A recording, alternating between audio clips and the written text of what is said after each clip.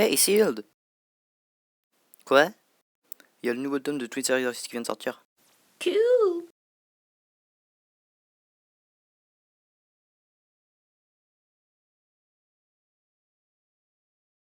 Eh ben, il était bien, hein.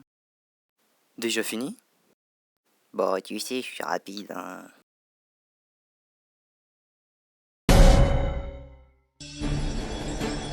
La prochaine fois, je l'aurai. Salut à tous, aujourd'hui nous nous retrouvons pour une nouvelle critique. Cette fois, ça sera sur Twin Star Exorcist ou les Omnioji suprêmes.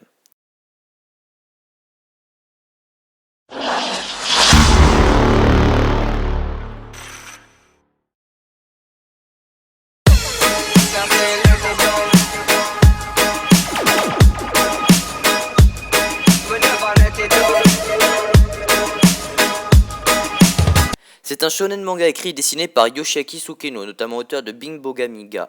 Il est prépublié depuis novembre 2013 dans le magazine mensuel Jump Square de l'éditeur Shueisha.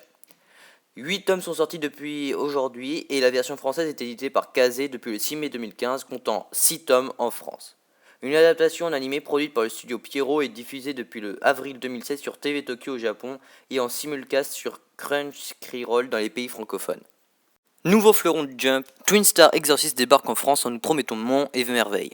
Mais le marché du shonen peine à se renouveler, et même si le titre s'insère dans une niche bien spécifique du genre, à savoir les exorcistes, cette dernière compte déjà nombre de titres de qualité, comme Dick Grayman, avec lequel forcément Twin Star Exorcist sera comparé.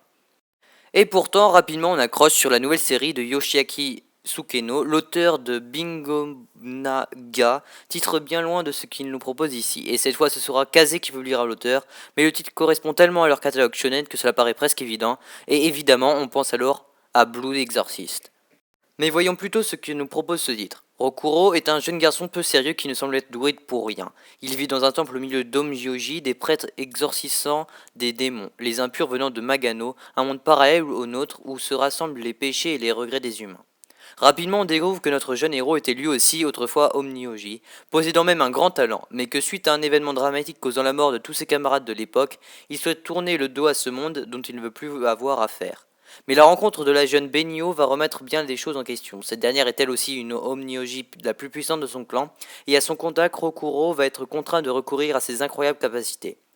Deux étoiles jumelles vont alors se rapprocher et lutter contre le mal ensemble.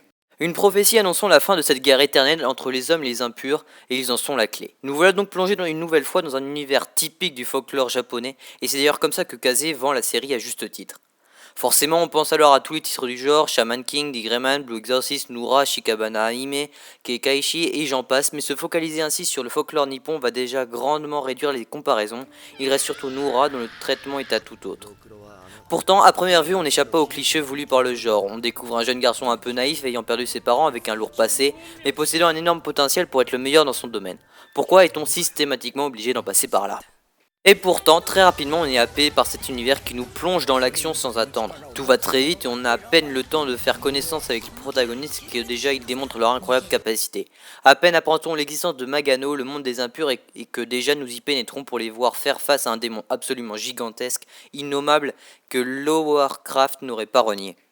Ainsi, l'auteur choisit de brûler les étapes en ce qui concerne les capacités d'Omnioji de nos héros, pas de quête initiatique en ce qui les concerne comme Naruto, ils sont déjà les meilleurs. Ça c'est fait et c'est par là que le titre va se forger sa propre identité. Le concept clé au centre de la série sont les Omnioji, ces exorcistes typiquement japonais, aux pratiques bien éloignées des exorcistes tels qu'on les imagine en Occident. Et cela nous éloignons des titres comme Blue Exorcist qui s'oriente plus vers un bestiaire occidental, Lucifer, consorte, mais pour autant le titre n'est pas similaire à Nura, lui aussi typiquement japonais du fait que la trame de départ est de l'approche du récit et des personnages. Le concept nous est donc expliqué en ouverture de tome avec en prime un schéma revenant sur le lien entre les différents éléments, base de la pratique des Omnioji. Et pourtant, il semblerait que tous les personnages ne disposent pas des mêmes capacités. Benio utilise des sutras alors que Rokuro invoque un point surpuissant tel une armure. Les personnages dominent bien évidemment ce premier tome qui s'attarde sur les caractères opposés de nos deux héros, mais pourtant complémentaires, bien que possédant tous deux un fort caractère rapidement, ils sont présentés comme les jouets du destin, condamnés à réaliser une prophétie qui va les obliger à se rapprocher contre leur volonté. C'est donc une tragédie, du moins dans un premier temps. On devine donc qu'il s'agirait là d'un enjeu du titre en espérant éviter les quiproquos et les lourdeurs habituelles. Enfin, graphiquement, le trait de l'auteur correspond parfaitement à ce type de shonen d'action et sa mise en page et sa fluidité de l'action nous surprennent fort, agréablement. En effet, le storyboard est parfait, on ne s'attendait pas forcément à ça de la part de l'auteur d'un titre léger tel que Binogami K. Mais force est de constater que cela fonctionne à merveille.